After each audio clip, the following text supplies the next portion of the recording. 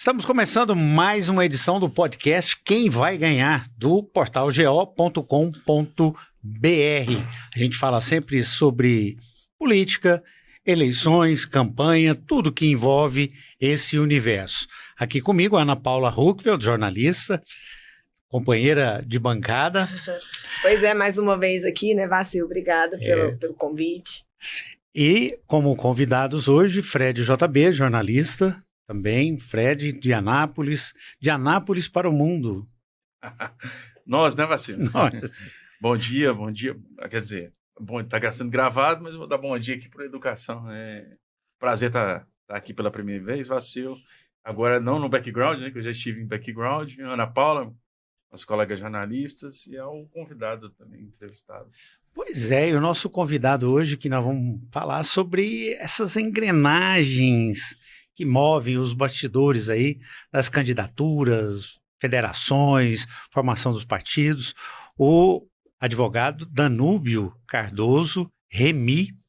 Danúbio é mestre em gestão pública, não é isso? Mestre em Direito. Mestre em Direito. Então, nós temos muito assunto aí para poder tratar. Você trabalha já há muito tempo nessa área eleitoral, tem uma experiência e tem conhecimento, pode, às vezes, clarear um pouco aí o que a gente quer saber. Seja muito bem-vindo. Obrigado, Vacil, Ana Paula, Fred JB, que está aqui conosco. É uma satisfação estar aqui no Portal GO e poder falar sobre essa engrenagem que você colocou aí. E o momento é muito oportuno, porque estamos há um ano, em véspera de um ano das eleições, no próximo ano, que acontece no dia 6 de outubro de 2026, no qual nós teremos eleições gerais. Nós vamos eleger presidente, vice-presidente, senadores, 2 senadores dessa vez, né? Em Goiás, 17 deputados federais e 41 deputados estaduais. E é muito importante a gente estar atento não só às regras, mas principalmente entender para aqueles que não acompanham o processo político, mas para todo o meio político, conseguir entender quais são as regras para essas próximas eleições, quais são as formatações, o que mudou, o que não mudou. Há muita especulação e a gente está aqui para poder esclarecer um pouco para vocês. Pois é, para a gente entrar nesse tema da engrenagem, o que é mais visível é a disputa para governador, para senador, é o que mais é falado. Porém, a disputa pela vaga de deputado federal tem um sentido muito grande. Ele representa verba eleitoral lá e envolve uma engenharia enorme aqui para montar essas chapas. Como é que isso é trabalhado?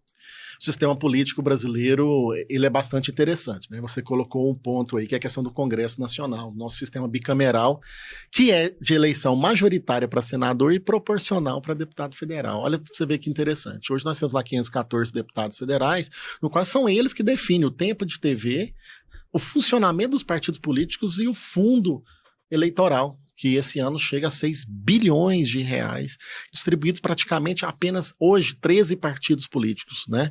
Então, nós temos aí o mecanismo do pluripartidarismo sendo discutido também, porque o partido que não atinge a cláusula de barreira, a cláusula de barreira já é algo constitucional, no qual os partidos têm que ter representação em, no mínimo 5%, 0,5% do eleitorado no Brasil e distribuído em 1/3 dos estados, ou seja, 9 estados e o Distrito Federal. Então, é um pouco complexo essa engenharia mecânica que se criou no Brasil, no qual há discussão, por um lado, há partido de mais, e por outro lado, há partido de menos, que controlaria todo o jogo político. E a verdade é essa, nós temos hoje alguns partidos que controlam o jogo político e cada vez mais agora com o sistema das federações, que deve ser um tema nosso também, estamos aí no viés de 2 federações, uma fortíssima que formará o maior bloco político do país, que é a do União Brasil, que é a chamada União Progressista, que é a União Brasil juntamente com o Progressista, que constitui os 5 maiores partidos do Brasil que estão se unindo, e aí você vai ter uma virada de bancada, sendo que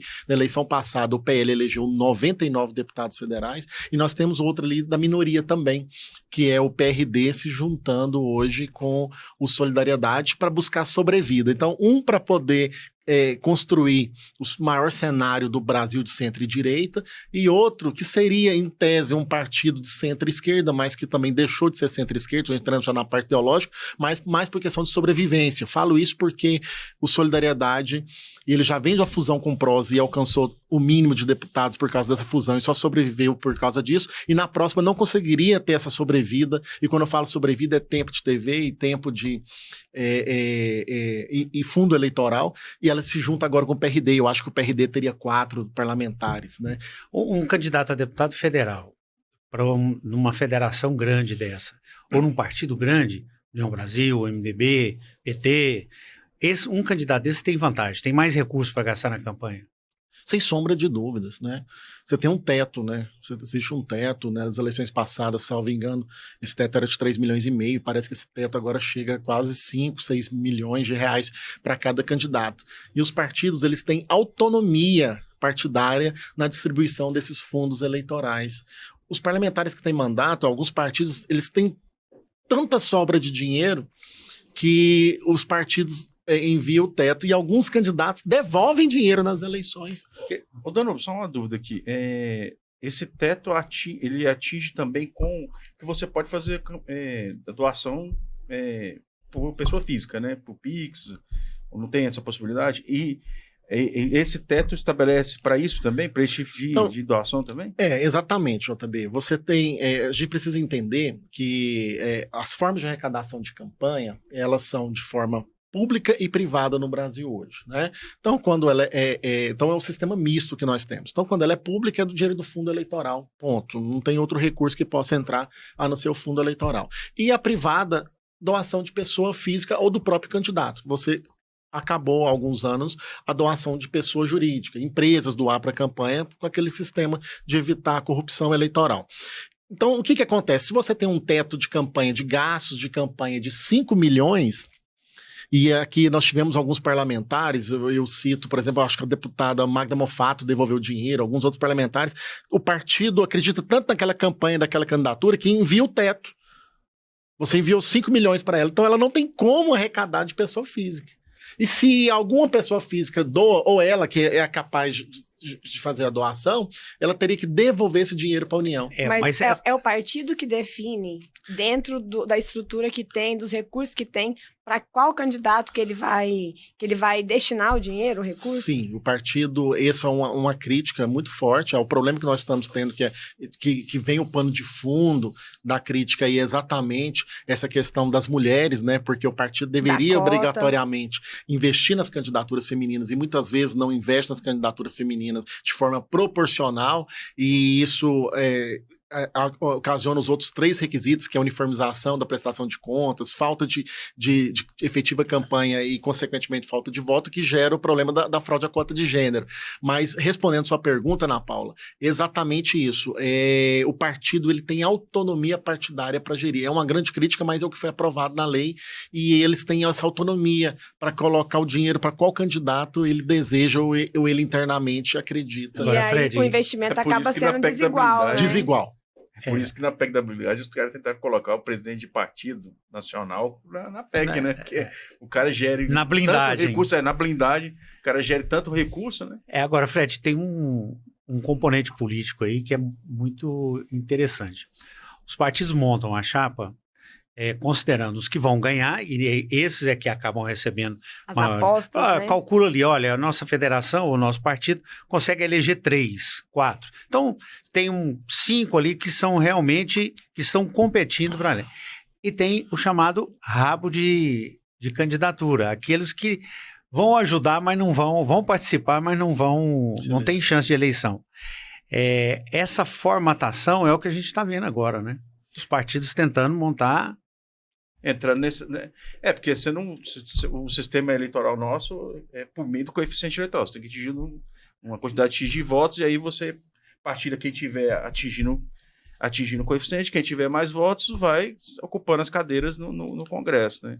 E aí, esse sistema, inclusive financeiro, acaba que contribui, inclusive, para que muita gente entre na chapa, né? Com outros interesses que não só o voto, né? Que acaba tanto recurso em cima de partidos que está concentrando, como a gente está vendo. Se olhar, acho que a gente até fez esse levantamento, né, de número de recursos por partido no país. Se eu não me engano, acho que o PL vai chegar, tem vai pegar maior. nesse 2026, e depois a federação do PT, mais 700, 800 milhões. 720 milhões. Aí você vai pegar, por exemplo, a união entre progressistas e União Brasil, vai chegar a quase 1 bi também, né? Sim, com certeza. O PSD também vai pegar uma soma vultuosa de recursos, e aí isso atrai, há muito poder em cima do presidente de partido, mas também há muito interesse de candidatos no rabo para entrar nessas chapas. A gente vê aí a discussão sobre Caiado ficar ou não ficar no União Brasil para ser candidato. Tem uma possibilidade dele não permanecer. Agora, isso mexe no jogo aqui, né? Porque para ele sair, vamos supor que isso aconteça, ele vai para uma outra legenda, como é que ficam os candidatos dele? Vão para outra legenda com menos recursos para investir, por exemplo? Ou eles permanecem na União Brasil porque lá tem dinheiro, tem bastante dinheiro para investir? Será uma situação assim um pouco adversa, né? Primeiro porque a envergadura do governador Ronaldo Caiado exige que ele esteja num partido de excelência. E ele está hoje nos maiores partidos do Brasil, um partido que o pessoal fala que é a Unia-Direita, mas eu vejo um partido bastante de centro-direita, é um partido que tem possibilidade de capilaridade eleitoral. Então, esse primeiro viés é onde você acredita que o Ronaldo Caiado sairia para ser candidato. Teria que se avaliar esse ponto.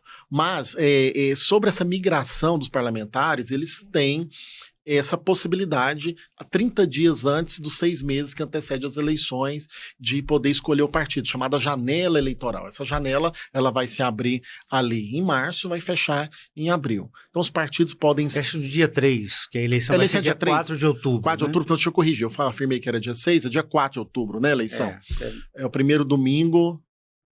Primeiro domingo de outubro. De 2026. Então, você vai ter uma janela aí que ela vai abrir no dia 4 de março, vai fechar no dia 3 de outubro, no dia 3 de abril, para que esses candidatos possam fazer essa migração. O que acontece é que a eleição de governador, ela influencia muito a de deputado federal, a de presidente, eu não consigo fazer essa avaliação e como que eles vão fazer esse jogo político. Mas, de fato, que União Brasil é um partido forte no estado de Goiás. Você tem ali Zacarias Calil, você tem a Silvia Alves, foram parlamentares que se elegeram dentro da União Brasil. E União Brasil, com certeza, por essa envergadura que tem hoje, é o partido com o maior número de prefeitos, é o partido com o maior número de vereadores no estado, é o partido que possui também o maior número de parlamentares na Assembleia Legislativa do Estado de Goiás. Com certeza, eu não vejo essa possibilidade de todos esses parlamentares migrarem e ter a possibilidade do União Brasil, caso seja a decisão do governador Ronaldo Caiado, permanecer forte no estado de Goiás com a direção de algum desses parlamentares, de alguns desses aliados do governador, e continuar no estado de Goiás, porque você tem uma eleição nacional e tem uma eleição regionalizada, ele permanecer na base, tanto do Daniel Vilela como na base e apoiando. O problema seria o racha que existiria do União Brasil, né? Porque em Goiás, com certeza, a União Brasil caminha com o Ronaldo Caiado, independente de onde ele estiver. E qual que é o prazo para o governador para ele desincompatibilizar, para acabar com esse suspense do que vai acontecer? É o prazo de filiação, né? O governador não tem a questão da desincompatibilização, é muito importante a gente falar. Desincompatibilização é um instituto jurídico das eleições proporcionais, porque você tem a fidelidade partidária, né? Você tem um grupo que tem um coeficiente de votos que tem um sistema representativo do Brasil. Então você tem um suplente ali que pode pegar a vaga, o próprio partido que pode ter o direito da vaga. Então as vagas proporcionais, ela pertence ao partido. Do majoritário depende do candidato, porque você vota no candidato. Ele pode mudar a qualquer hora. Para senador... E ele pode sair... Então ele pode mudar a qualquer momento de partido político. A grande questão, que é o prazo de definição geral, nós temos 2 momentos. Primeiro o Caiado falou, essa questão de candidatura vai se definir só nas convenções. Mas aí, essa incógnita que você está querendo a resposta é o prazo de filiação. que é exatamente 6 meses antes das eleições. Então, ele tem até o dia 3 de abril para poder definir qual partido ele vai estar afiliado. Desincompatibilizar e Não, ele mudar não, de partido ele não ao mesmo período. Ele tem que renunciar. O mandato E tem o ele- dia Ele 3. então, na verdade, porque eu falei desincompatibilizar, mas na verdade ele tem que renunciar. Sim, ele precisa deixar o governo para poder concorrer a outro cargo do Poder Renunciar e Executivo. definir o partido, então. Definir Dia o 3 partido. de abril Dia é o 3 de prazo. Mas quanto mais ele demorar, mais atrapalha o Daniel. Não consigo fazer essa avaliação, porque é uma avaliação Assim, política, né? Juridicamente, assim, Mas não, quem disse que não tem nenhum... quem disse que o União Brasil nenhuma- ele saindo, quem disse que o União Brasil não fica ainda com ele? pode ficar, mas Porque ele pode, se eu vou pensar numa eleição, viabilizar uma eleição presidencial que não consiga na federação, no P, mas quem disse que o União Brasil aqui não vai ficar ainda sob o comando do grupo dele? Então, Tem uma... não, aqui em Goiás fica, não tem outro candidato, não teria outro candidato. E tem uma... Normalmente os partidos lançam seus candidatos a presidente e liberam os partidos nos estados. Cada um faz a aliança que achar melhor. O único respeito seria a candidatura presidencial. Por isso que a gente vê uma mesma aliança política no estado com 2 palanques de candidatura a presidente, com a ideia de que num provável segundo turno todo mundo se junta. e esses 2 partidos no Nordeste, por exemplo, União Brasil, principalmente progressistas, ele tende nacionalmente a ir com o Lula, né? Com o candidato do PT, que tem uma força muito... Tem uma força considerável. O PSD também é considerável no Nordeste. Então, a tendência é que, regionalmente, esses partidos, as lideranças, acabam indo caminhar com o presidente da República. O que acontece, disputar a reeleição. O que acontece muito no estado igual Goiás, que tem uma presença da direita muito forte, né? Caiado, o bolsonarismo e o que vai... A Quest é o estado mais bolsonarista. Mais bolsonarista. do país. O que deve acontecer? Principalmente se tiver união entre União Brasil e o PL, por exemplo, eles vão ter a maior parte dos recursos financeiros. Tá? A tendência é que os candidatos com mais chance de vitória agreguem partidos nessa aliança. E aí a direita vai fazer um número considerável, bem maior de votos. Porque do outro lado, mais à esquerda, tem o quê? O PSDB, ali no centro, mas também Marconi tem se posicionado muito à direita, e o PT. E o PT vai ser o único partido, talvez com aliança com um ou outro partido também de esquerda, mas é o único que vai ter condições de formar uma chapa competitiva da esquerda. Nós vamos continuar sendo um estado com forte presença Mas sempre foi, de direita. Historicamente sempre foi. O PT fez o quê? 2, 3, 4? Esse grupo. Porque antes você tinha 4 deputados federais? Antes você tinha um MDB que não era propriamente direita. Era um posicionamento um pouco direita. E Daniel agora estratégico... Uma hora esquerda, outra era direita. Igual o PSD, não tem? Agora não, o Daniel ele está se posicionando à direita por conta do apoio de Caiado. O Caiado é inegavelmente direita e porque também quer atrair o PL para a base dele. A transição no governo Caiado para o Daniel exige algum cuidado jurídico assim especial? Bom, qual que é o cuidado que o Daniel deveria ter para evitar questionamentos? Essa pergunta é muito boa, Ana Paula, porque é o seguinte, a transição de governo é algo regulamentado por lei federal, né? Aqui o Tribunal de Contas dos municípios exige uma regra específica para os municípios, o Tribunal de Contas dos Estados tem regras, tem resoluções também de transições de governo, porque ela vai atender o princípio da legalidade, da continuidade administrativa.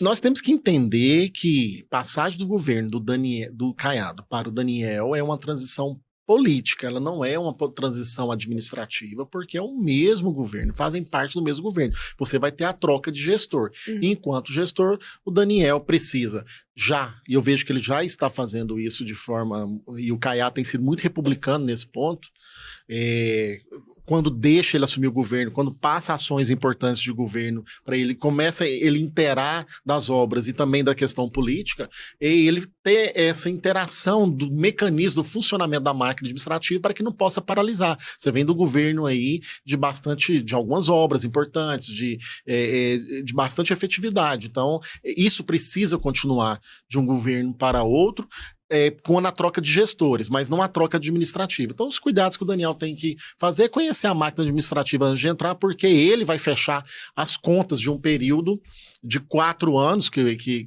é o que a lei de responsabilidade fiscal exige, né? Mas um período político também de 8 anos para poder iniciar caso seja eleito, um novo projeto. Então, os cuidados que ele precisa ser de conhecer essa máquina administrativa para poder cumprir a continuidade administrativa. E esse negócio de uso da máquina, ele está no momento em que ele é pré-candidato, né, e está nesse processo de vistoria de obras, de lançamento de obras. É preciso ter cuidado para não uso da máquina não... Sim, esse questionamento é muito importante também, JB, e a gente já volta, quando fala de uso de máquina pública, a gente já volta para a questão eleitoral, por causa do princípio da igualdade e da isonomia. Mas o que a legislação prevê? O artigo 73 da Lei 9.504, que é a Lei das Eleições, prevê que nos 3 meses que antecedem as eleições, ou seja, repetindo o período aqui, até bom reafirmar, no dia 4 de outubro, então nós vamos ter ali o período outubro, nós temos setembro, agosto, julho.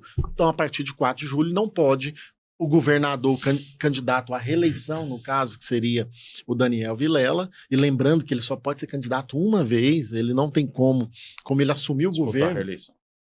No anterior, ele não tem como disputar a sua próxima reeleição, você só fica em 2 quadrantes de candidatura.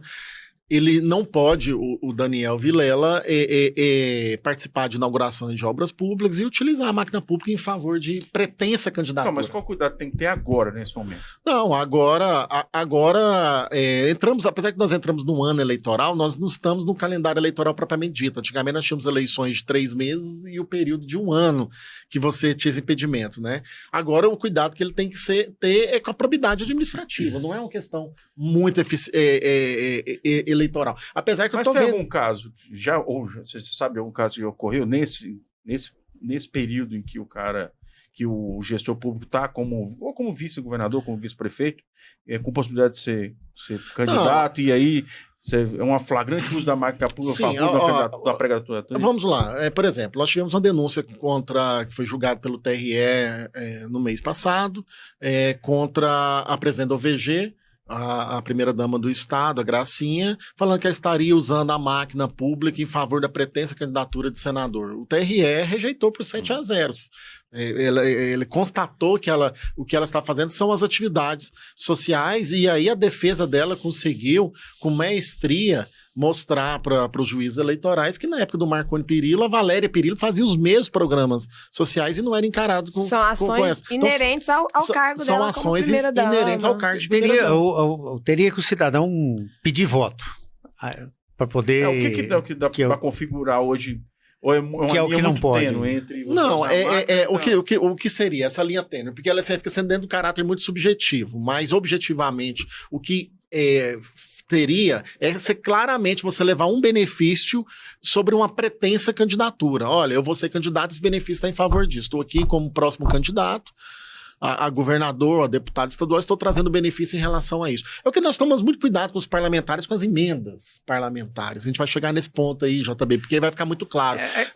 Parlamentar que leva benefício de emenda impositiva com o intuito eleitoral e afirmando de candidatura no próximo ano, ele vai ter problema. É a sutileza que tem da pré-candidatura. Pode tudo, só não pedir o voto. Sim. E você levar o benefício a favor do voto. Porque uma situação quando você fala de pré-campanha ou campanha antecipada, você tem 2 elementos. O que o JB está perguntando muito é a questão do abuso de poder político e econômico. A outra situação é a propaganda antecipada. Então, são elementos diferentes, tanto a propaganda como o abuso de poder econômico. O abuso de poder econômico é quando você utiliza da máquina pública em favor de pretensa candidatura. E ela, muitas vezes, não precisa ser realizada pelo próprio candidato. Nós temos o caso lá de Turvânia, por exemplo, que o candidato não teve nenhum problema, mas o ex-prefeito teria, segundo o Ministério Público da Justiça e os oponentes, teria utilizado da máquina em favor do próximo candidato ou do sucessor. Agora, assim, é interessante, por exemplo, deputados, que eles têm bases políticas específicas, cidades específicas. E aí eles levam as emendas para aquelas cidades onde eles têm base, né? Então, assim, a gente poderia também pensar que isso é uma forma, porque você está levando, por exemplo, uma emenda impositiva para os municípios onde você sabe que você vai ter um retorno eleitoral, porque o prefeito é seu aliado, porque você tem vereadores aliados, então que vão levar o seu nome também e mostrar que você está levando aquele benefício. Mas o que não pode, Ana Paula, é você levar o benefício, você entregar um maquinário, você levar uma festa para a cidade, apoiar um rodeio show e ir lá no palanque o prefeito anunciar esse é o melhor deputado e o ano que vem vamos votar nele de novo. Porque você tem o vínculo, que é o que o JB colocou, eleitoral, com um vínculo positivo para a população. Quando você soma esses dois elementos, você caracteriza o abuso de poder político e econômico. Agora, Danúbio, recentemente nós tivemos aí a cassação, mas isso está ainda pendente, de 3 vereadores na Câmara de Goiânia por descumprimento na cota de gênero. A pergunta... É descumprimento, acho que por não fraude, respeito, né? por fraude, Por fraude. né? Fraude. Por fraude. Eu acho que também outras bancadas foram a mesma coisa, né? Os partidos. Não é a primeira vez. Isso já aconteceu em outras ocasiões. A pergunta que não quer calar é o seguinte: os partidos só querem mulher para ser candidata, para constar na candidatura, ou porque são muito incompetentes na prestação de contas? São as duas coisas. Respirado. O suspiro foi o melhor. Nós entendemos assim, mas assim, a incompetência partidária, ela é um elemento que eu venho discutindo desde 2010, quando eu era advogado, fui advogado de formação do Partido Social Democrático, o PSD, no estado de Goiás. Naquela época, nós tínhamos o PSDB, que era o maior partido do estado de Goiás, e o PSDB deu conta de colocar na prestação de conta um gasto com combustível que, segundo um analista do Tribunal Regional Eleitoral do estado de Goiás, que constou na sua análise técnica, que foi encaminhado para o Ministério Público e para o juiz decidir, dava para dar 4 voltas na terra. Fez o cálculo, a média, 10 km por litro. E o PSDB tinha 4 Fiat Unos. Então, assim, isso é a utilização de recursos do fundo partidário.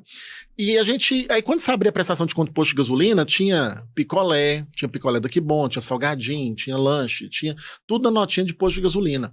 Então, assim, eu vejo que essa falta de cuidado com o dinheiro público, ela começa na campanha eleitoral e ela vai terminar na administração pública. Eu não tenho dúvida disso. Então, a probidade, ela começa a ser testada na campanha eleitoral. Por emenda de um deputado goiano, Roberto Balestra, acabou-se com essa questão de rejeitou prestação de contas, se torna inelegível, né? Então, hoje, se você reprova a prestação de contas, você é aplaudido, ainda é aplaudido.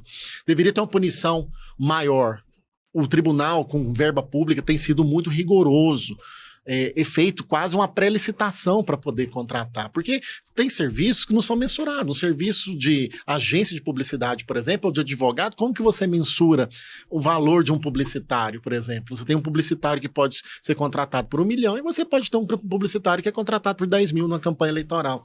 Mas você tem que fazer essas justificativas dentro da prestação de contas. Respondendo a sua pergunta sobre a incompetência da prestação de contas, se ela influencia na cota de gênero. Não somente, porque segundo a súmula 73 do TSE, você teria que ter ausência de prestação de contas ou prestação de conta padronizada, falta de ânimos de ser candidata da própria candidata, e o terceiro elemento é falta de votação ou votação inexpressiva. Então você tem que somar esses 3 elementos. É aquela candidata que tem 2 votos. Mas o que é a verdade é o seguinte, é uma norma de política social que foi implantada muito forte, foi aprovada pelo Congresso Nacional, certo?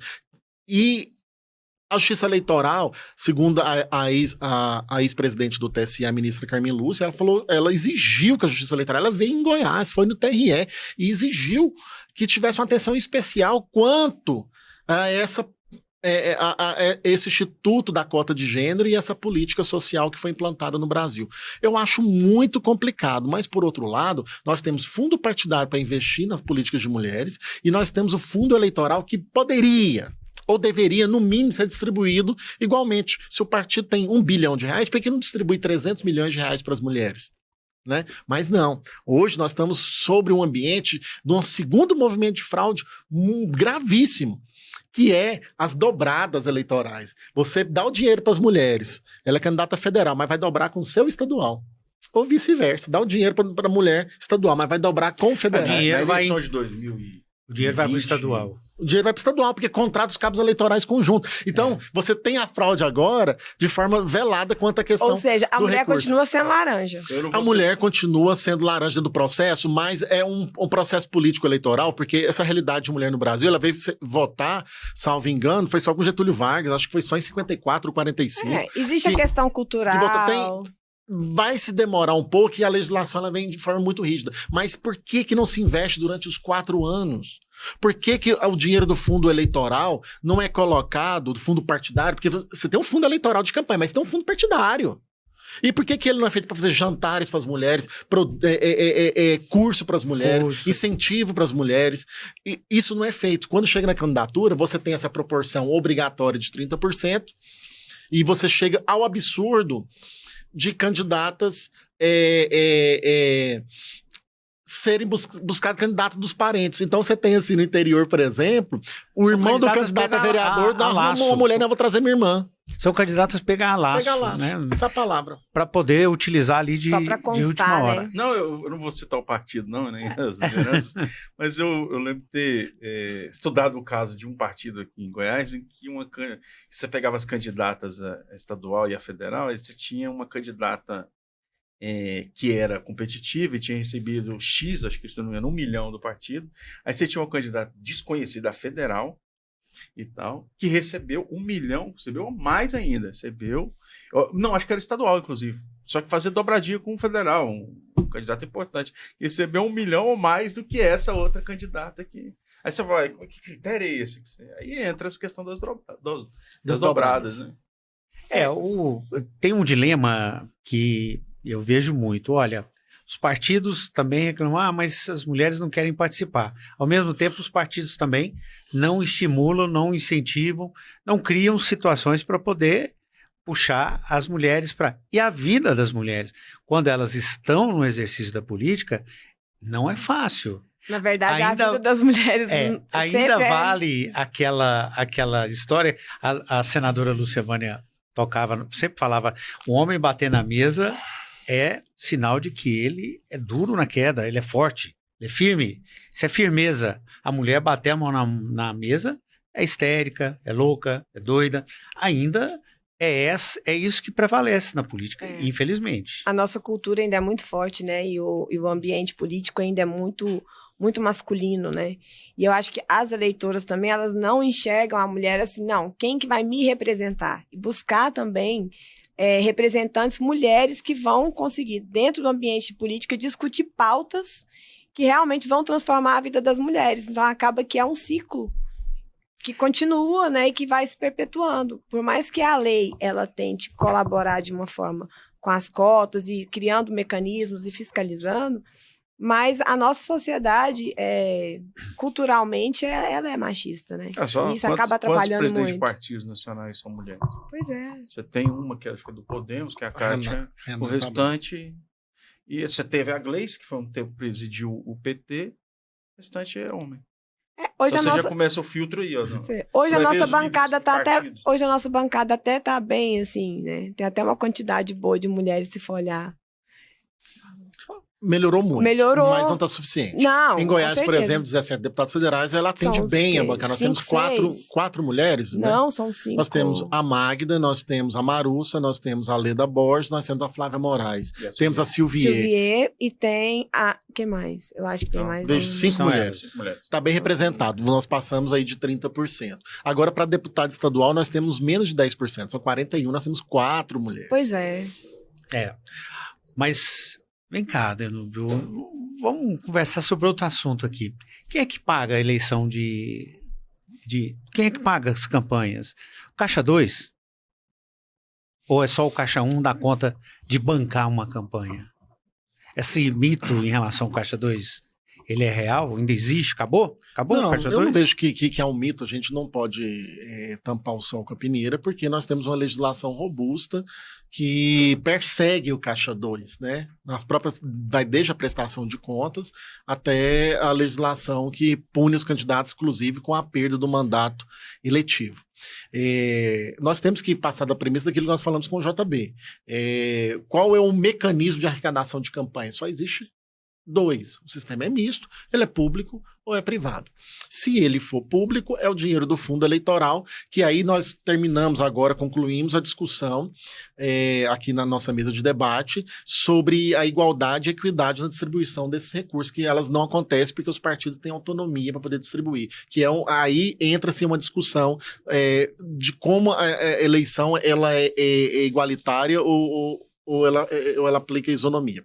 Mas nós vamos para o segundo patamar, que é a arrecadação de financiamento privado, que é a discussão. Aí o financiamento privado, você tem o recurso do próprio candidato e você tem a doação até 10% do apresentado no imposto de renda do ano anterior, e sempre dentro do limite de gasto de campanha para as eleições. O que acontece é que a legislação ela afrouxou muito quanto a alguns gastos que eram fiscalizados e hoje ele corre um pouco mais frouxo em relação a alguns pontos. Por exemplo, hoje o candidato não precisa prestar conta do seu próprio veículo, do combustível do seu próprio veículo, dos parentes mais próximos. O gasto com a advocacia, ela não precisa ser contabilizado com o contador, ela não entra dentro do limite de gasto de campanha. Então, essas formas, nós tivemos assim, uma flexibilidade maior por parte da legislação. Ela acontece Caixa 2. O que é o Caixa 2? São recursos não contabilizados entrados na campanha. A partir do momento que você faz o pagamento por fora daquilo que é contabilizado na campanha. Aí você extrapola o limite de gasto de campanha e você não tem recurso de origem não identificada. Isso existe? Existe. Mas de forma ilícita e de forma velada. Aí você precisa a legislação eleitoral perseguir a forma que isso acontece. Quais são as formas mais sugêneres que acontece isso? Como eu falei, alguns serviços que são prestados que você não consegue mensurar o valor desses serviços e esse dinheiro ele volta para uma situação. Contratação de cabos eleitorais que são pagos por fora da campanha eleitoral. E principalmente, gente, quando você fala de campanha eleitoral, nós estamos falando de 45 dias hoje, né? Você tem ali, dependendo da eleição, 49, 48, porque ela começa necessariamente no dia 15 de agosto e ela vai terminar um dia antes da eleição, quando você pode arrecadar e gastar para a campanha. Mas esse gasto, aí eu entro na pergunta importante, não é o da campanha, é o pré-campanha, que foi liberado. Essa é a grande problemática. É quando você tem, por exemplo, o impulsionamento desregrado de mídias sociais, contratação de marqueteiros, já estão contratando agora para a eleição do ano que vem. Então, a pré-campanha... Estão contratando e pagando O que acontece hoje em dia é que os dados de pré-campanha não participam da campanha. E aí você paga muita coisa antes da campanha, falando, aí você continua para mim até a campanha, aí finaliza. Então, por exemplo, esses gastos de pré-campanha eleitoral que é onde acontecem os abusos, porque a parte da campanha propriamente dita são só 45 dias.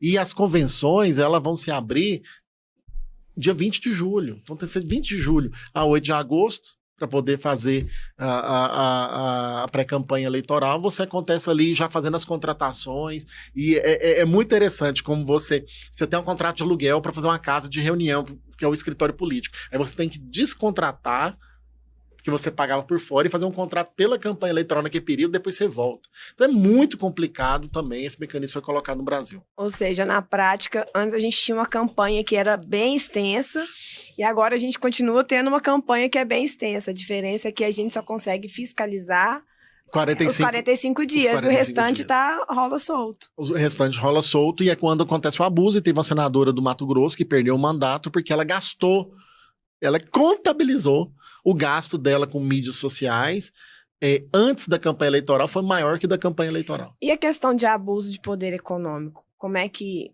fica também para você fiscalizar? O abuso de poder é regulamentado pelo artigo 22 da Lei 64/90, e ele é o instrumento ali que consegue caçar a candidatura né, ou o mandato caso seja eleito. Então, é bastante fiscalizado pela legislação eleitoral. E o abuso de poder econômico, ele tem, e não é só de poder econômico, você tem um abuso de poder de propaganda, você tem um abuso de poder político, você tem um abuso de poder econômico. Então, o poder econômico é você gastar mais na pré-campanha que na campanha, por exemplo. O abuso de poder econômico é você ultrapassar o limite de gasto de campanha. Abuso de poder econômico é você utilizar recursos públicos em favor de candidatura. Então, tudo isso é considerado abuso de poder econômico. Já abuso de poder político é você utilizar servidores públicos em favor de campanha, você praticar as condutas vedadas. O abuso de poder de propaganda, ele já entra na propaganda principalmente institucional em favor de candidatura. Por isso que você tem as condutas vedadas. E aí, quando você... eu sempre falo, você tem dois caminhos. Ou você denuncia para não deixar crescer demais o abuso, ou então você deixa acontecer o abuso para você punir depois. Porque quando você tem uma liminar impedindo um erro, você está ajudando o pré-candidato. Né? Uhum. Essa denúncia que fizeram contra a Gracinha, por exemplo, eu vejo que foi ajudar tanto a gestora como a pré-candidata. Por quê? Porque realmente as pessoas estavam entusiasmadas, ela estava ali para trabalhar, mas as pessoas gritavam, olha, minha próxima senadora, no discurso, a pessoa desavisada ia lá, olha, próxima senadora, aqui tá... Isso no entusiasmo, na empolgação, às vezes sem autorização da própria candidata ou sem o ânimo da candidata de cometer um ilícito eleitoral. A partir do momento que você entra com a ação eleitoral e você é coibido, você deixa de praticar aquele ato no período que seria punido, que é o período eleitoral. Não, eu queria juntar um assunto em off que a gente comentou aqui antes de começar com esse on que você citou aqui, que é o caso das redes sociais, né, da publicidade. Tem um ingrediente aí que entrou novo nos últimos anos, que a gente estava falando sobre inteligência artificial, né? E a gente viu na eleição agora de meio de ano na Argentina do uso de rede social para simular um candidato, uma liderança política pedindo voto para um outro partido. Foi, se não me engano, o Macri pedindo voto para o partido do Milei. Aí, trazendo aqui para esse momento político que a gente está vivendo, para as eleições que estão por vir, como é que você avalia, como é que vai ser essa regulação da inteligência artificial, já que das redes sociais já tem suas complicações? Bastante questionável, porque a Justiça Eleitoral teve, na ausência de uma legislação, e aí na sua função supletiva, ela teve que tutelar a questão da inteligência artificial nas eleições passadas, eleições gerais, de forma imediata, colocando um valor de punição de R$100 mil, retirada no prazo de 24 horas, e aí veio o questionamento falando que o TSE, ativismo judicial, começou a legislar, isso não estava na legislação, mas o juiz, utilizando aplicações subsidiárias dos elementos jurídicos que já existia, poderia... e fez de bom grado ali essa proibição e essa regulamentação do que poderia acontecer no país se você não tivesse a tutela do Poder Judiciário naquele momento. Porque a inteligência artificial, ela veio de forma assim, astronômica. No nosso tempo, eu já estou falando, eu vou lembrar o Vacil falando no nosso tempo, porque assim, em 2010, 2014, 2018, já existia legislação que falava, você não pode utilizar meios artificiais que induzem o eleitor em erro. Então você não podia vestir uma pessoa, tem uma candidata, por exemplo, assim, que se vestia de super-herói e era candidata Mulher Maravilha. Você já não podia, você não poderia fazer esse tipo de situação. Um dos grandes problemas era o carro de som com a voz do adversário pedindo voto. Era o carro de som. Agora é rede social. Agora vem, exatamente, além da IA, da inteligência artificial.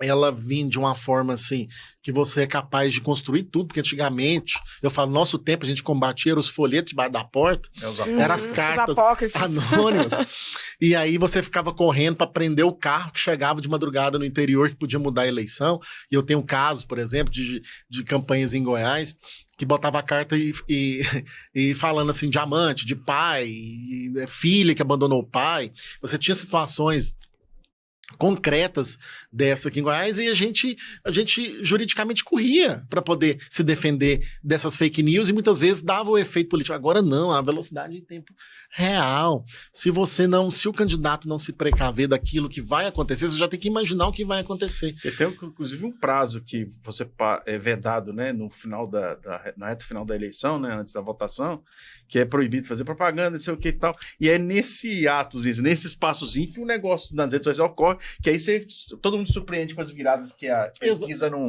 pesquisa não captou, mas tá lá virada porque aconteceu alguma coisa. E agora virou um lado positivo também para os candidatos que são os malfeitores, né? Aquele candidato, por exemplo, que é pego na porta dentro de um motel, por exemplo, ou que foi agredindo a outra pessoa. É fácil ele falar. Então, hoje, o papel do marketing, você tem uma invertida, né? Antigamente, você tinha um marketing para poder produzir a fake news, porque você não tinha essa evolução e você não tinha uma tutela. Hoje, o marketing mais eficiente é aquele que protege o candidato das fake news e consegue gerir essas crises da fake news.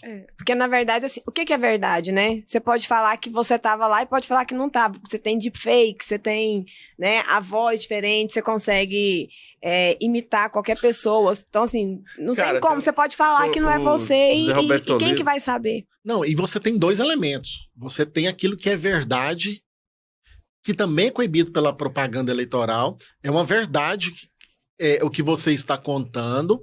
Você não está usando inteligência artificial, mas é uma propaganda negativa. Então, a propaganda negativa também não é admitida.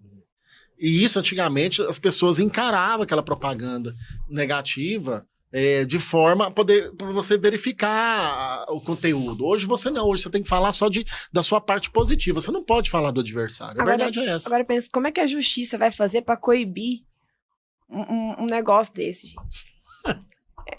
Não tem como. Eu não consigo imaginar como é que você consegue segurar essa onda da inteligência artificial, por exemplo, na campanha. Então, o jornalista. Como é que você prova o que é, o que não... Até você provar que aquilo não é, a eleição já passou. Exatamente. O WhatsApp já a nova se velocidade dos profissionais de marketing hoje, do jurídico, está nesse desafio de trazer essa velocidade nas respostas. Uma equipe boa e preparada, ela tem que estar com essas respostas na ponta da língua e ela já tem que conhecer, estudar o candidato, poder falar, meu filho, vem cá, deixa eu ver quais são os seus defeitos, me conta a sua vida. Para você já poder ver o que pode falar daquele candidato, para ele poder ter esse antídoto já pronto. Tem que deixar a resposta pronta. Já faz parte do planejamento. Você tem que construir uma imagem que dê solidez o suficiente, ou quase o suficiente, para que quando o eleitor se depare com a imagem falsa, né, uma informação falsa, o cara tem condições de discernimento de definir se aquilo é verdade ou não. Porque é volátil, né? A verdade, e com as redes sociais mais ainda. Não, mas eu estou citando o Zé Roberto Toledo, do antigo da revista Piauí, do UOL, que ele foi fazendo alguns testes de rede social, falando sobre isso, né? Inclusive, acho que na época dessa eleição na Argentina, e aí ele chegou à seguinte conclusão, que acho que vale. Assim, nós estamos numa fase em que qualquer informação de forma mediada, imagem, o som de forma mediada, você já tem que partir da desconfiança. Ou seja, que tudo que você chega aqui por você, por meio da tela, seja por áudio ou por vídeo, desconfie, porque hoje a inteligência artificial está num nível de tanta perfeição, de construir um simulacro, que você tem que colocar em dúvida. Nós já estamos chegando aqui no final, mas queria tocar num assunto aí que tem um peso político e também da engrenagem, do funcionamento. Nós temos uma eleição para senador, 2 senadores importantes. O PL tem estrategicamente o Senado como um campo de batalha à parte. Quer eleger senador para dominar o Senado, porque pode controlar pautas, por exemplo, como a nomeação ou a interferência nas nomeações no STF. Um exemplo. Agora, na disputa em si, nós temos 2 votos sendo disputados.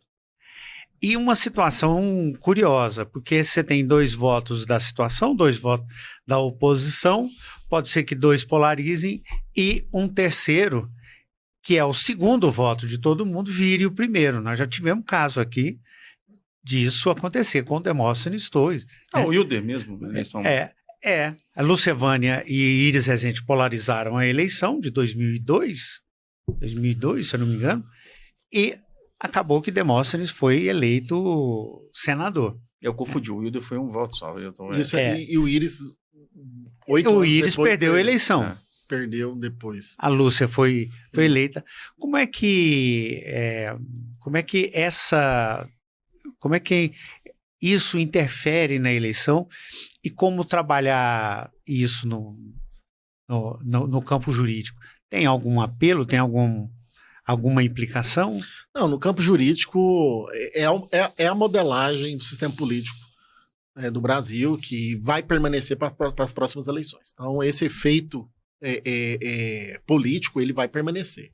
Juridicamente, não há nada o que fazer, porque você tem uma eleição para 2 senadores, o nosso sistema bicameral, ela alterna, né, de 4 em 4 anos, 4 anos você elege 1, e os próximos 4 você elege 2. São 3 senadores representando cada uma da unidade federativa do país. E em relação a esse ponto, cabe mais a estratégia de campanha, a formação da campanha, é você conseguir organizar a campanha e principalmente o campo político se organizar. Porque aconteceu muito esse efeito também agora nas eleições majoritárias de prefeito. Aquele município, você pega Goiás, por exemplo, nós temos um campo político que está demonstrado de 60% é da direita. 60% da direita, então 30% vota no candidato do Bolsonaro, independente de quem quer que seja. Então, aquele município, igual o exemplo de Morrinhos, que você tinha 3 candidatos, o candidato do PL venceu as eleições. Então, esse campo político ele tem que ser estudado pelos próprios políticos, na sua estratégia política de aplicar para poder funcionar a ideia da maioria. E quando você vota na pessoa, você perde um pouco esse campo de batalha que você está querendo dizer. Porque não era o campo político que deveria vencer, era o do governador, elegendo seus 2, e aí vem um terceiro, mas é a questão altamente de estratégia política. Ana, Fred, aí é estratégia, né? É marketing.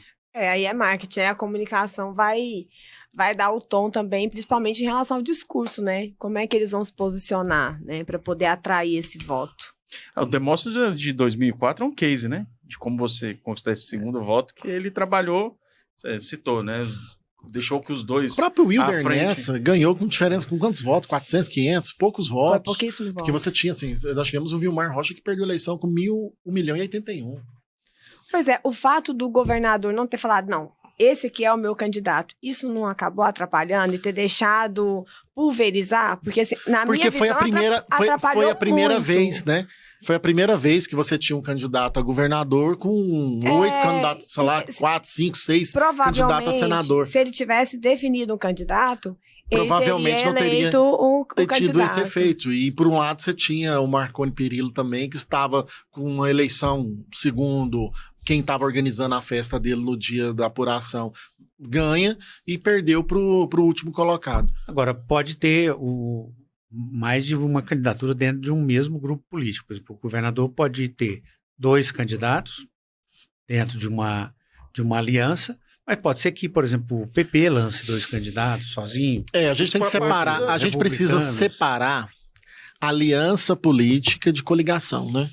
Então, entra nessa questão da coligação.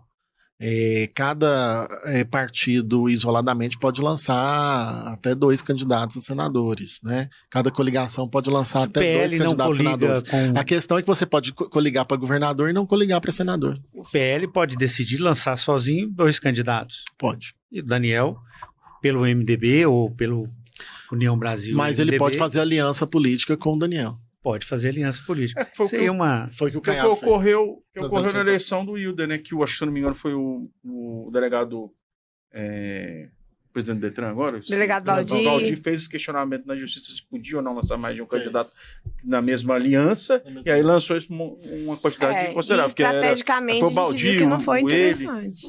Olha, nós já vamos falar sobre algumas dicas aí no final. Para a gente encerrar esse bloco, advogado de campanha bom é o advogado criativo, é aquele que cria situações para ajudar o marketing também. Mesmo, por exemplo, entra com uma ação pedindo um tempo na televisão, sabe que não vai ganhar, mas consegue tirar um dia o programa do ar, do adversário, manter pelo menos mais um dia. É esse o advogado que é bom de campanha? Eu vejo que a primeira situação que eu vejo um bom advogado de campanha é aquele que faz as medidas preventivas. Não adianta você ser intensivista. Não adianta você ser um bom advogado e colocar o governador do estado em risco numa situação primária, né? Nós temos um governador aí com mais de 40 anos de vida pública que jamais cometeu um ilícito eleitoral, e nós tivemos uma campanha em que o governador chama os candidatos a vereador no palácio e faz o pedido de voto. Então, assim, a gente tem que aprender a separar esses dois elementos, o que é um bom advogado de campanha. Então, para mim, um bom advogado de campanha é aquele que faz uma campanha preventiva, um preparatório da campanha. Segundo, uma medida ostensiva durante a campanha eleitoral, totalmente alinhado com a estratégia da campanha. Essa ideia de que os fins justificam os meios, eles devem ser balizados, porque há muito candidato inconsequente. E é muito difícil você lidar com esse candidato inconsequente. Aquele candidato quem é o candidato inconsequente? Aquele que fala, não, a gente vai fazer, depois o advogado bom resolve. Não resolve, porque você tem medidas. Você tem um limite, uma limitação, né? Até onde você pode alcançar. E pessoas que têm aí 40 anos de vida pública, como o governador do estado de Goiás, eles são muito atentos à legislação. Eles conhecem muito a legislação e sempre eles perguntam, olha, pode fazer? Até onde eu posso alcançar sem correr algum risco de desrespeitar as regras?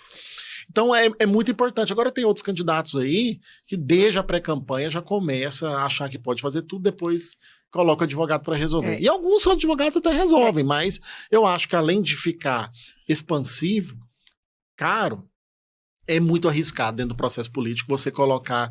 Nós temos alguns políticos em Goiás, bons políticos, que se tornaram inelegíveis por situações que não precisava delas existir para que eles pudessem vencer as eleições. E, na verdade, o advogado ele tem que cuidar para que o candidato dele faça tudo certo e monitorar o que os outros candidatos estão fazendo de errado, né? Para poder apontar, ir lá e tentar ou não. Tem, né? Assim, o pessoal critica dentro de um campo ético você apontar dedo em falhas de advocacia, mas, por exemplo, você né? juntar um diploma falso de um candidato que está eleito, por exemplo, assim, aí tem advogados que parece que quer derrubar o candidato, né? Porque você tinha N formas, né? Você só precisa ser alfabetizado para ser candidato. O que vai mudar essa informação? Então, são detalhes, né? São pequenos detalhes, assim, que Iris Rezende não cometia, por exemplo. Gente, nós estamos falando de coisas mais amenas, vamos falar de alguma coisa séria agora. Diversão, né? O que vocês fazem para poder divertir um pouco, relaxar? Cultura, diversão e arte. Não, né, nesse momento a gente reserva um espaço para poder sugerir algum livro, alguma série, algum filme, alguma coisa que esteja fazendo, algum passeio, e fica aí livre para todo mundo. Ana Paula, o que você sugere? O que você anda vendo além de desenho animado? Lá em casa é muito desenho animado, né, com 2 crianças, mas eu assisti O Pálido Olho Azul, é um filme de suspense muito interessante que eu recomendo, tem na Netflix, é bem legal, é de investigação, é drama também, é muito bom. Padre do Olho Azul. Não, O Pálido Olho Azul. O Pálido Olho Azul. Isso, O Pálido Olho Azul. É bem interessante. Muito bem. Danube, e você? O que te deixa mais tranquilo? Você é acelerado. Sou acelerado. Você é daquele que, se tiver num campo de futebol, a bola corre, você corre mais do que a bola, não é não? Com certeza. É da minha natureza ser acelerado. Bom, ultimamente, assim, eu tenho dedicado um pouco e sendo um pouco crítico em relação à cultura no estado de Goiás, que tem melhorado, tem avançado. Então, assim, você tem muita coisa boa em Goiás aí, perdida, parada, que dá para você sustentar. Conhecer o Brasil, eu acho que é muito importante, tem muita coisa boa para conhecer em Goiás. Eu acho que Pirenópolis apresenta uma diversidade cultural bastante positiva, tá começando a haver uns circuitos de rock, para que eu gosto de sertanejo, devo deixar isso claro, mas a gente precisa um pouco ter uma mesclada, uma diversificada, e Goiás tem palco pro rock and roll, sim, eu acho importante. Quanto a assistir, Globoplay tá com a série do Raul Seixas, bastante interessante, contando a vida dele, de Paulo Coelho. Eu achei interessante a parte que mostra essa parceria que o Paulo Coelho teve na formação do Raul Seixas e como ele conseguiu aplicar sátira e ironia somado ao rock em um período de exceção sem ser pego pela própria exceção ali no começo da sua carreira. Eu achei bastante interessante.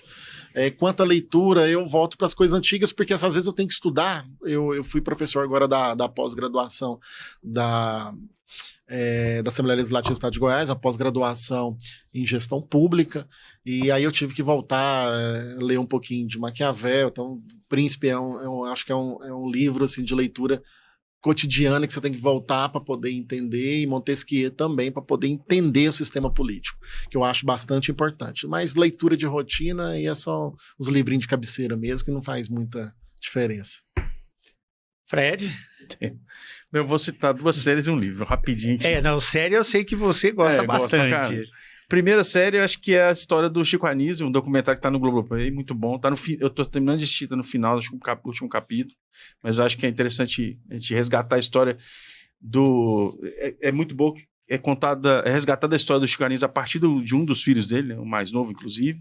E aí eu acho que é bom que retrata um pouco os encontros da TV brasileira, no início da TV brasileira, como o Chico Anísio é importante nesse processo da construção da comédia dentro da TV brasileira. O outro é uma série que eu já converso com o Vacil direto, assim, eu estou maratonando uma série, um monte de séries da Apple TV, e agora eu estou nessa da Slow Horses, né, que é um grupo disfuncional, como diz que é chamado de Pangarés, né, do MI5, né, que é o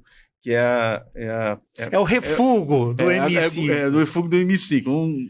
É um bando de agentes do MI5 que caiu em desgraça, e é interessante que eles são mais competentes na hora de atuar, embora atrapalhados, do que o próprio MI5. Acho interessante.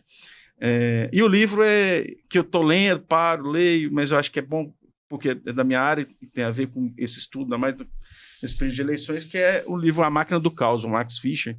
Já estou no meio dela, e conta a história de como a rede social reprogramou a mente muito de nós aqui, né? E reprogramou no sentido ruim em alguns aspectos, porque a gente viveu uma pandemia em que as pessoas negaram a ciência, negaram a vacina, né? E eu acho que o livro trata desse assunto muito bem, traz dados, informações, traz cases. Portanto, a gente...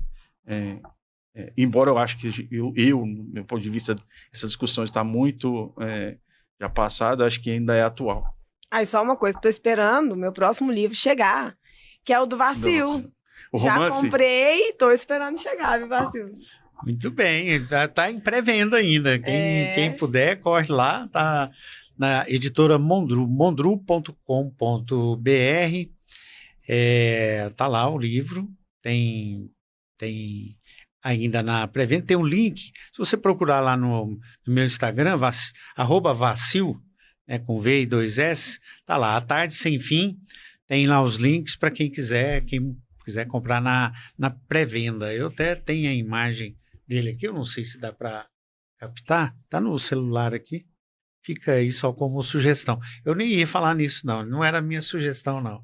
A minha sugestão de leitura, até uma outra, tem o Jornal Globo, acho que no processo aí de comemoração dos seus 150 anos, 100 anos, né? Como é que é? Já até perdi a conta aqui, de 100 anos. 100 anos mesmo.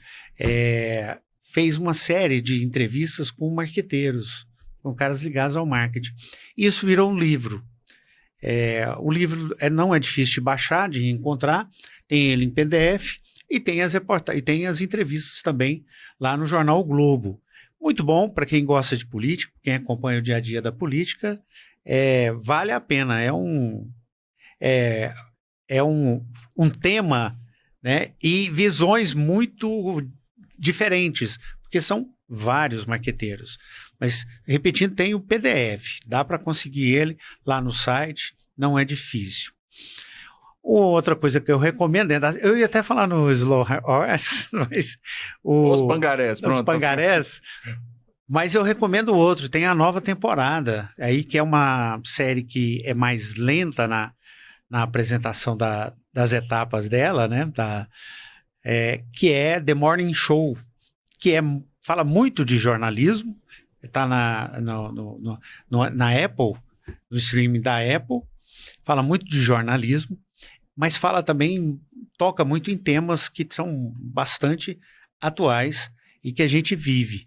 The Morning Show é uma das melhores séries de jornalista. Eu acho que, sem querer carimbá-la apenas como série de jornalismo, mas para quem gosta de jornalismo, um pouco de política, de jornalismo, de imagem, né? Tá ali uma boa pedida. Muito bem. Nós cansamos do Danúbio. Tá vendo? Nós botamos ele para falar bastante aqui.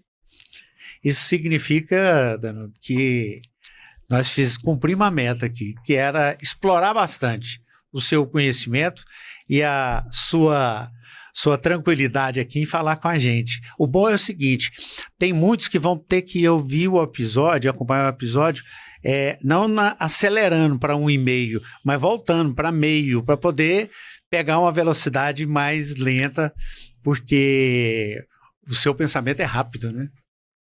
Não, a verdade é que assim, é um tema que a gente domina, ele é rápido quando se domina, né? Quando você tem na ponta da língua, por exemplo, assim, vamos falar sobre filmes e séries. E eu assisto filmes e séries, mas assim, eu não tenho um filme, uma série que eu indicaria. Aí a questão mesmo é porque a matéria eleitoral é uma matéria que nós estamos trabalhando no dia a dia. Então, assim, nós temos uma opinião muito formada, a gente preparou muito para poder entender e principalmente, assim como você, Vacil, o JB, agora a Ana Paula vem aí aquecendo esse novo time de jornalista do estado de Goiás que vai passando até a memória política. Então, a gente tem a memória política. A gente passou por 2002, por 2008, 2012, 2016. Então, a gente viveu essas transformações do estado de Goiás. É um pouco a diferença que as pessoas não entendem. Eles acham, assim, muitos próprios representantes parlamentares são deputados, mas às vezes eram empresário antes, às vezes não tinha esse conhecimento político. Como nós que estamos inseridos aí há alguns anos, a gente consegue entender. E isso nos favorece muito dentro do processo político eleitoral, que segue o principal princípio, que é a alternância de poder. Eu sempre falo, né? Esses poderosos, né? Eles passam. Os governantes passam, a imprensa não passa, o jornalista não passa, o nosso trabalho jurídico de construção jurídica, ele perpetua durante o tempo e no estado de Goiás não tem sido diferente. Eu senti que falou aí o filho de jornalista também, tá? Né? Sem dúvida, sem dúvida. Mas essa vivência faz toda a diferença mesmo. Mas eu né? achei engraçado, você ressaltou várias vezes o tanto que o Danúbio é elétrico, né? Deve ter TDAH. E aí eu fiquei pensando que aquela respirada dele, não sei se era de descanso ou de destacar. De destacar. Bem, deixa pra lá.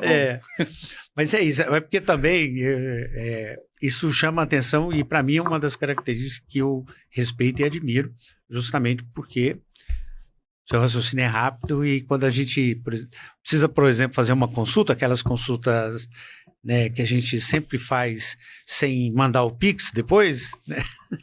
Ela vem de imediato. Muito obrigado pela presença. Eu agradeço, Vacil, a todos aí espectadores, né, do Portal GE, um portal que cresce muito em Goiás. Eu tenho acompanhado boas matérias, bastante isentas, e essa evolução do jornalismo do estado de Goiás, que mudou muito também, né? Antigamente você tinha 4 veículos de comunicação, hoje nós temos 400, sendo que apenas 20 aí faz esse destaque do bom trabalho e o Vacil é um desses grandes profissionais. Ana Paula, satisfação conhecê-la. E JB, eu também te acompanho há algum tempo. O Vacil perguntou, e o JB? Eu falei, muito bem-vindo, vamos fazer esse podcast com ele. Parabéns pelo seu trabalho também, grande jornalista. Não sabia do seu vínculo com a Anápolis, eu conhecia você ali do Ateliê do Grão, daquela turminha. Do café. Tem gente que Anápolis não sabe que eu também sou de lá. Ele fica tanto aqui, Danúbio, que muita gente nem sabe que ele é de lá. Que só Anapolina, inclusive. Mas acompanhando o trabalho, a sua escrita, obrigado pela oportunidade de estar aqui com vocês e poder agradecer o debate. Fred, obrigado pela presença aqui.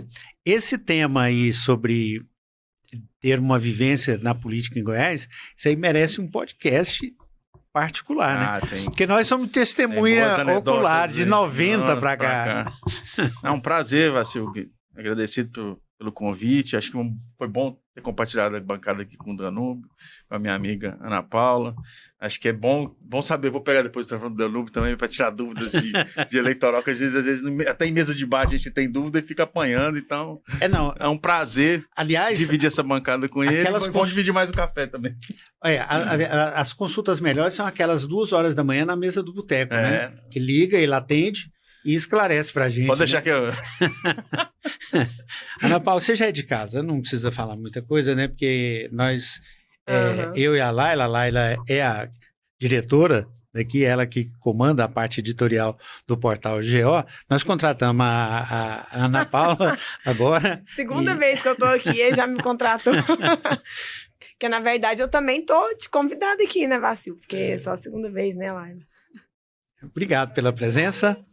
Eu que agradeço. Olha, acompanha a gente nas redes sociais, nós temos endereços no Instagram, endereços no Facebook. Esse podcast pode ser encontrado também no Spotify. Todos esses endereços vamos colocar na tela, vamos colocar na edição.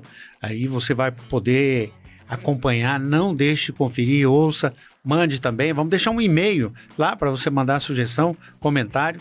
E a gente volta na próxima edição do podcast Quem Vai Ganhar, do portal go.com.br. Até lá, até a próxima. Um abraço.